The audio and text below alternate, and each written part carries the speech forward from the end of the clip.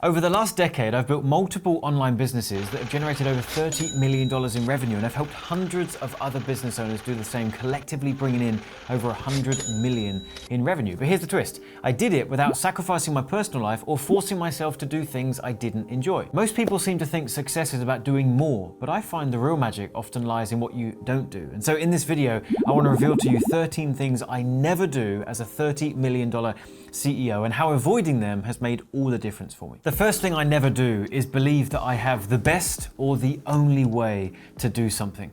I host a mastermind called Titan Mastermind. We have a bunch of 7- and 8-figure business owners that come together once a quarter, sit around a table and share ideas and share what's working in each of our businesses. And we have one rule at the mastermind. And I state this rule at the beginning of day one every single time. And that is that we all come open-minded, leaving our ego at the door, ready to learn new things, because no one around this table of tremendously successful people, I might add, no one has the only way or the one answer to achieve something.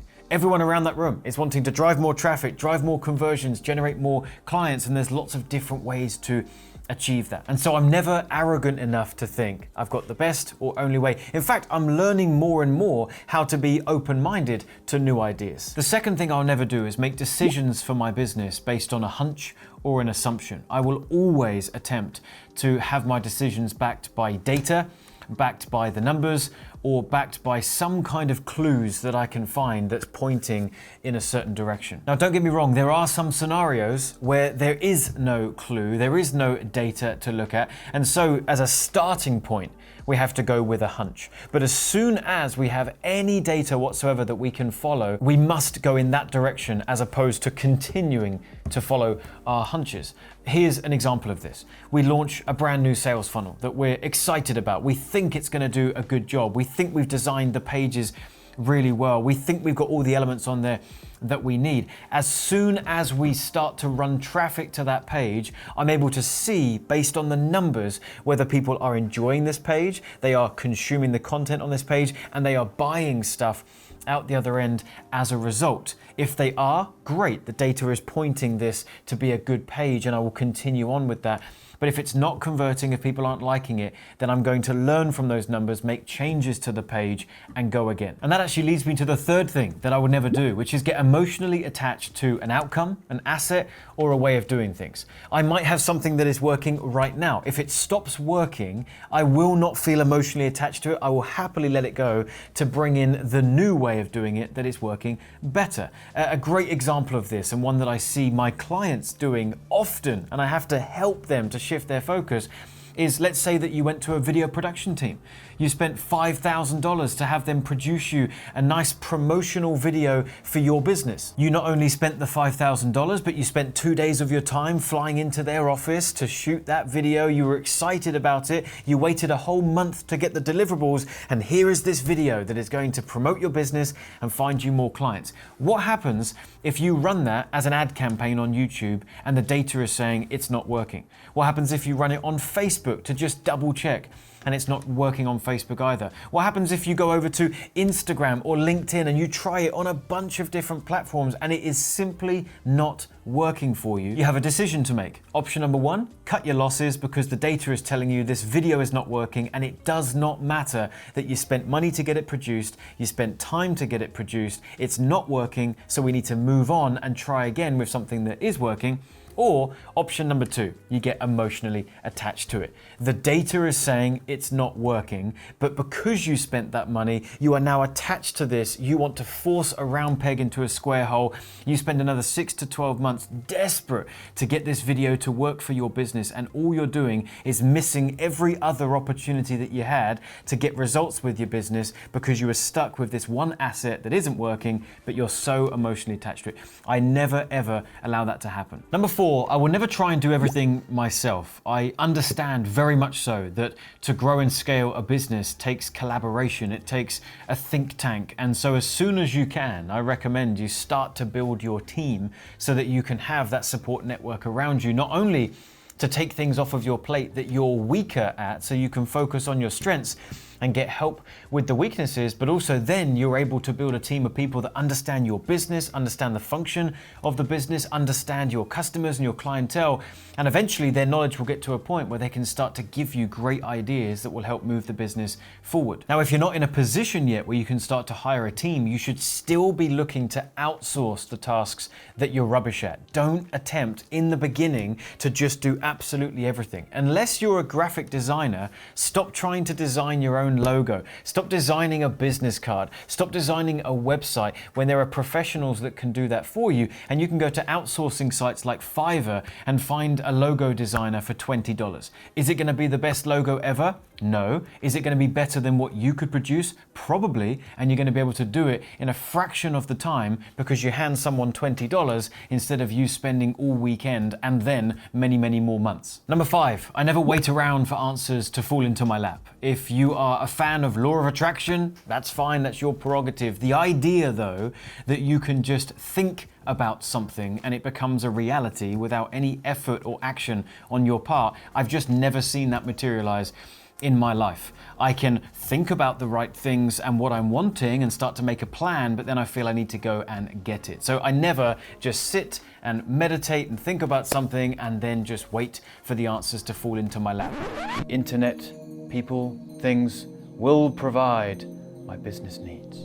I'm going to go hunt down that information. I'm going to find the people that have the answers and get those answers from them. I'm going to pursue the information I need online, and I won't stop digging until I find what I need to move and propel my business forward. Number 6, I never stay in my comfort zone. We all have it, and we have comfort zones for almost everything in your life. And any moment where there's an opportunity to step outside of your comfort zone, the fear is crippling and pulls you back. But what I have found is that every time I step out of my comfort zone, I put myself in an environment where I do feel a bit nervous. I do feel that there is some risk involved. There's often really, really great stuff out the other end of that. And what ends up happening is your comfort zone starts to expand.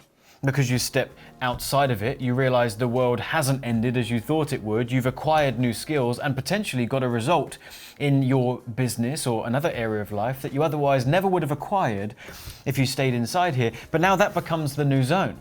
And so you have this constant ability to up-level your thinking, your knowledge, and the results that you're getting every time you step out, and that becomes your new normal. And you step out again, and that becomes your new normal. And you look back, and you see the version of yourself 5 years ago and it's unrecognizable because of how much you've up-leveled. Number 7 is trying to figure out everything myself and not seeking out mentorship and coaching. The first time I invested in a mentor was back in 2014. I was struggling with a particular area of marketing. I could see that there was a huge opportunity, and with every attempt I made to make this marketing work, it just wasn't. And I found the person who had the answer. Back then, his mentorship was $25,000, and I decided to take the plunge on a payment plan, I must add, and I was sweating buckets doing it, but it was one of the best decisions I ever made. And it was in that moment that I realized the return that you can get from mentorship. I spent $25,000 to learn from that particular mentor how to do webinar presentations. And now looking back, I've generated approximately, I'd say maybe 20 million of everything that I've done is a direct result of webinars. Would I be there now had I not got that mentorship? I don't know. But ever since that day, and I saw the ROI on that mentorship, I've been addicted to that. I've been addicted to shortcuts. I realized that we don't have much time to do what we're trying to do in our respective industries and with the clients we want to help and serve, and the impact that we want to have with our businesses. There is a ticking clock before you decide you want to retire or before the opportunity is missed. And so do I want to spend my time and spend years trying to figure something out, only to, by the time I figure it out, the game has changed and I need to relearn it? Or do I go and pay someone who has those answers, get the shortcut, save that time, and propel myself forward? That is always the option that I choose now. And I seek out mentors and coaching for every topic that I'm struggling with in my business. Number 8 is leave myself as a bottleneck anywhere in the business. And I want to say something. I'm getting better at this, and I'm not where I want to be yet, but we've certainly seen a lot of improvement.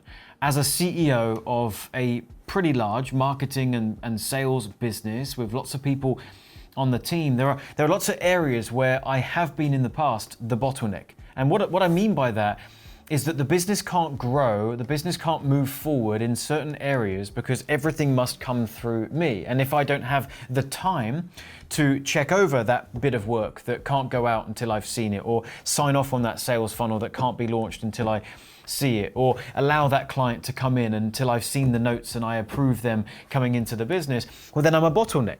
Because everything's getting to this point where there is more stuff trying to come through than I can handle on my plate. And the first thing, as with any other problem, is identifying it as a problem and then finding solutions. And I identified this many, many years ago, that I was a bottleneck in my own business. And ever since then, I've endeavored to remove some of those things that was trying to come through that channel. And I've given responsibility to other team members to make those decisions for me. Sometimes that doesn't go to plan, and sometimes there's a mess to clean up, but is it better than everything still getting stuck at this narrow point of entry with me signing off on everything? And the answer is absolutely yes, it is better. I can get far more done. The business can grow to greater heights if I'm building a team of people who are able to help me with many of these tasks and not having everything get stuck with me. Number 9 is I never get thrown off track by peaks and valleys. And the reason I don't get thrown off is because I understand this concept, and I'm now going to teach it to you so that you're aware of it. As you are growing and scaling any business, you're going to find there's moments where you're at a peak, things are looking good, things are going well, and you're enjoying where you are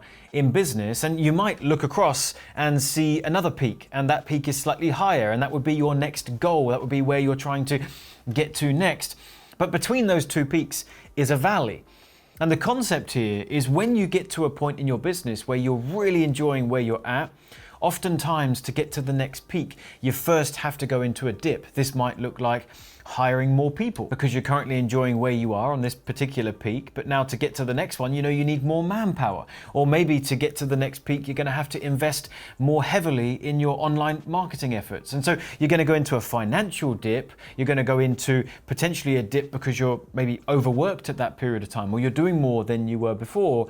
But if you stay consistent, you keep your eyes fixed on the peak, you get to the next one. So what do I mean by getting thrown off track by the peaks and valleys? Well, firstly, I identify where I am currently in my journey. Am I at the top of a particular peak? Am I smack bang in the middle of a valley? Am I on my way down to a valley, or was I just in a valley and I'm on my way up? If I know where I am, I can keep my eyes fixed on the next part of the journey. To be thrown off will be to not really know where you are, and then either getting too comfortable with the position you're in because you're in a peak, you're enjoying where you're at, but you're not really conscious of the challenges that are about to come, and you might slip into a valley without even realizing.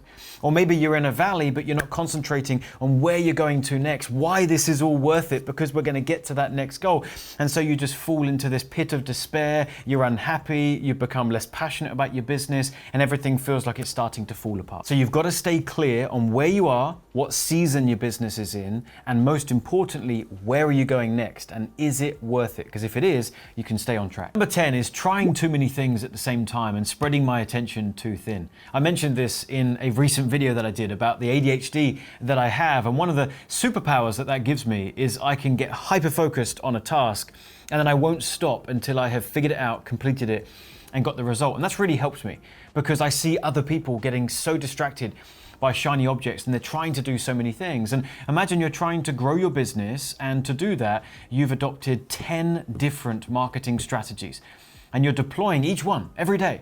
And so you're actually giving every strategy 10% effort, right? And then you look back in 6 months and you think, why is my business not working? Why am I not generating more customers and clients? I'm doing so much. You feel productive, but actually everything you're doing is only getting 10%. Well, I've never seen anything great being built on 10% effort. And so what I find is I will find a marketing strategy that there is proof of concept, other people are doing it, it's clearly working, and then I will put the blinkers on and I won't get distracted by anything else, and I will tunnel vision, give 100% effort to that thing until I nail it and figure it out, and then I get a great result. Number 11, I will never leave things up to chance. I'm not making decisions in my business and just flipping a coin and seeing which way it lands. Again, I said this in the ADHD video actually, that the way I think about things is I want to calculate everything that I'm doing, every decision that I'm making.